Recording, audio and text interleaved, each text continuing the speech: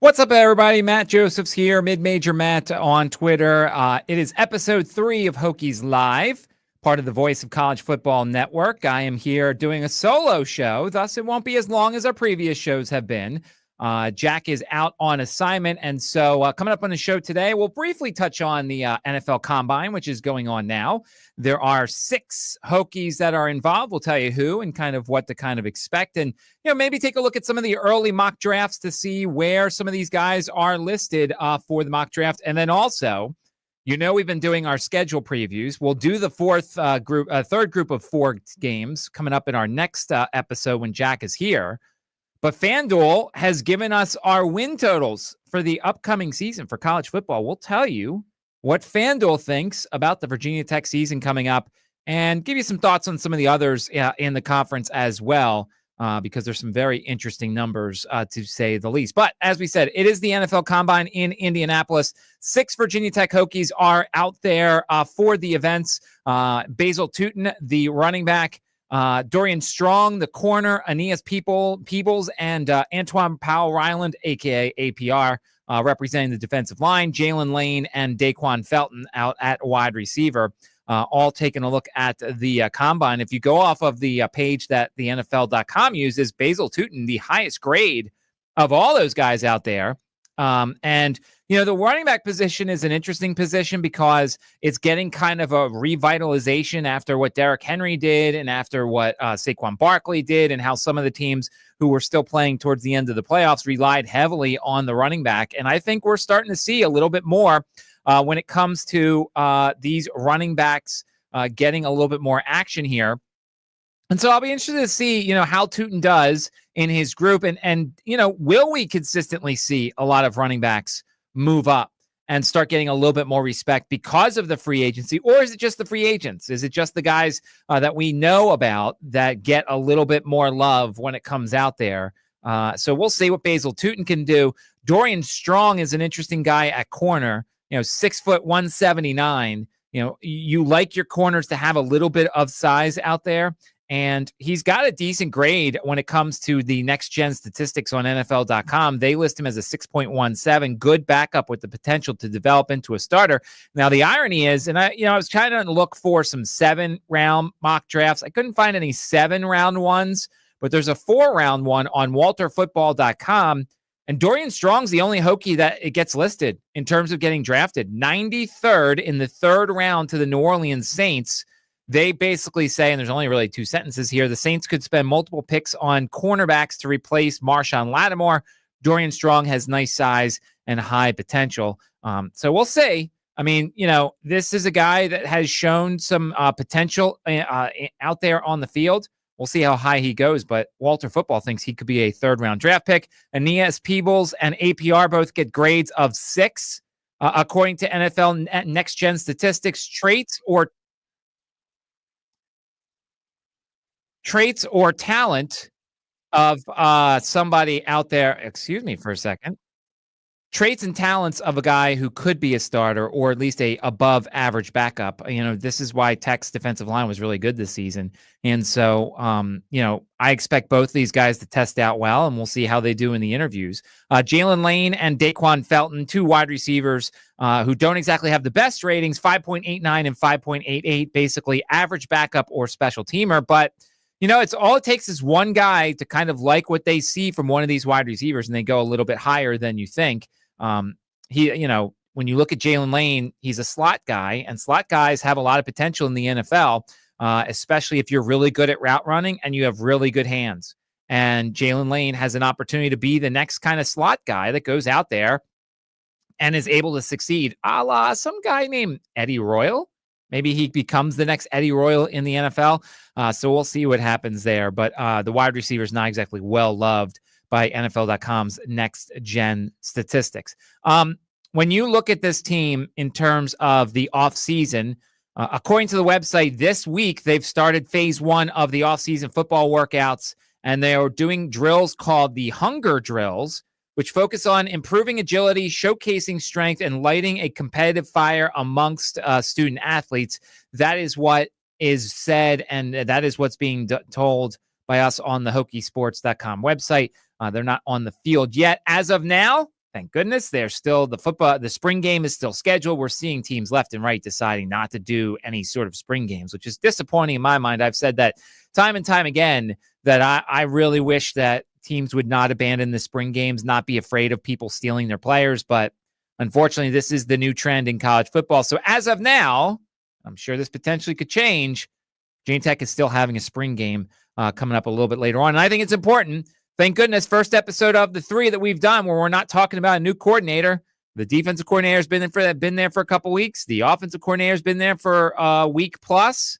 They're trying to get to learn everybody. They're trying to formulate the playbook, get them ready for the actual spring practices, and then a long offseason where you hope that these players learn exactly what they need to learn in terms of the plays, how they will be used in this offense, and if somebody leaves, they're going to hopefully be able to go find somebody new to replace them on the roster. So that's what's kind of updating you on the campus side of things. The hunger drills are going on for the football team, and 6 guys are at the combine. We'll tell you more as we start getting more. I believe the defensive linemen were out there today, so I haven't read too much about what's going on with APR and Aeneas, but we will certainly keep you posted on the show as they start getting more and more headlines. All right, so we've talked about the schedule so far here on the show. We've done 8 games. I believe I'm 4-4 so far for Virginia Tech. I think Jack is either 5-3 or 6-2. He has the more optimistic outlook on this season. And we talked about towards the end of the episode last week, what I think the number's going to be out there in Las Vegas. And these books love putting up these numbers early, so that way they can get action, which is, look, unless you really like a number, or you really project the team to do really well, I'm not playing anything until after spring ball because these rosters are not final. They're not going to be final. Heck, they might not even be final in July and August, but I'm just not playing anything because some large player on somebody's team could leave and go somewhere else and change 2 win totals potentially. Now you're trying to guess who's leaving, who's coming in. It's just a lot of work, but it's at least a good baseline to look at when it comes to these win totals. And so FanDuel has given us all of the ACC win totals. And I'll give it to you. We'll start at the top.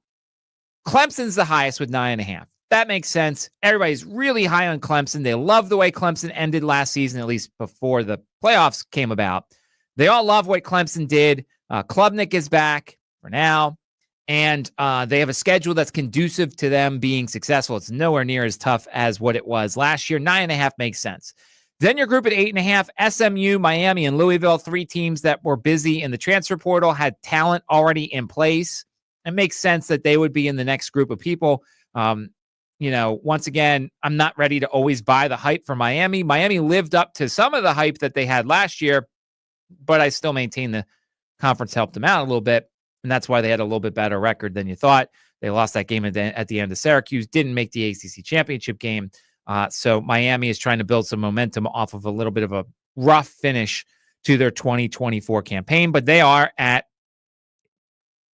8.5. Georgia Tech, Florida State, and North Carolina are all at 7.5. Part of that is Belichick, some respect for Bill Belichick and what he's trying to do for his North Carolina Tar Heels. So I think that's what we're kind of looking at here when it comes to North Carolina's number being 7.5. Although I think it's interesting. I think DraftKings had it at 6.5 earlier, might be 7.5.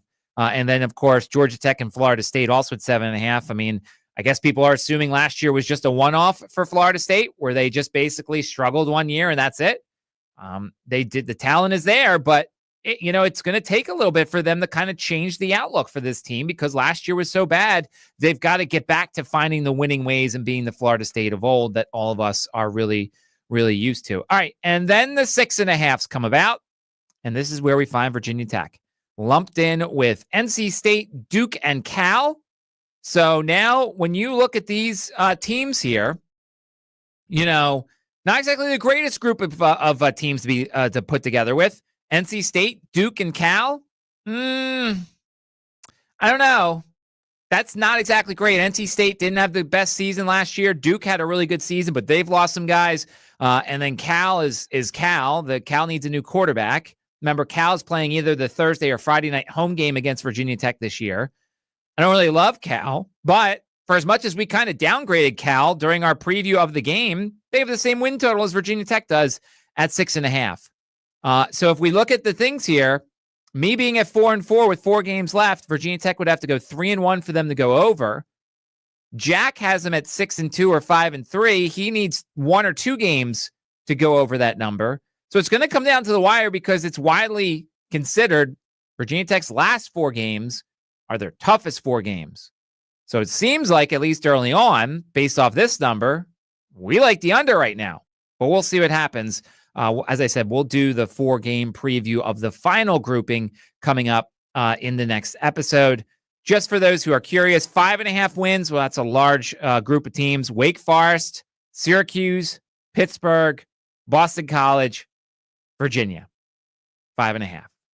Not bad for the Wahoos. They were very busy in the transfer portal. They add a lot of talent in the transfer portal. So they are at 5.5. If you've been following along, the 17th team is at 3.5, and it is Stanford. Well, you look at it and you see Stanford down there, and you're like, well, it's going to be another rough season potentially for Stanford, although they did go to the JMA Wireless Dome and won at Syracuse last year. But Stanford widely predicted to have another rough season in the ACC in year 2 for them, Cal, and SMU. All right, so that's the win totals coming out from FanDuel. We'll get more into it as we go along. Certainly, I have a feeling, and I'll certainly run this by Jack as we go along. I think we're going to do the last 4 games, and then as we get closer to spring ball and go through spring ball, we'll take a look at some of the position groups, where we think improvement is needed, where we think that some players are going to be needed potentially, the rundown of, how young are they in certain positions, how young are they in other positions, how many transfers are there, are they going to look for a high schooler maybe? We'll certainly start to dissect the roster as we get closer to spring ball, as we go through spring ball and get you set for the spring game coming up a little bit later on. Hopefully it will happen. Oh, I really hope it does. So make sure to rate and subscribe the show. We appreciate all your thumbs up and everybody who comes in and checks us out. You can follow me on Twitter at MidMajorMatt. Jack is at FitsAllTheWay, and he will be back next week when we do our final 4 games. We'll see if we're going over or under the win total provided by FanDuel, and maybe we'll start our position previews, and we'll give you some recaps of how the players did in the NFL Combine. I know, a little bit of a shorter show, not as much content out there, also doing this by myself, so we're making sure to at least put something out there for the Hokie fans to take care of, but we will be back next week with a longer show. This is Hokies Live, Episode 3 on the Voice of College Football Network.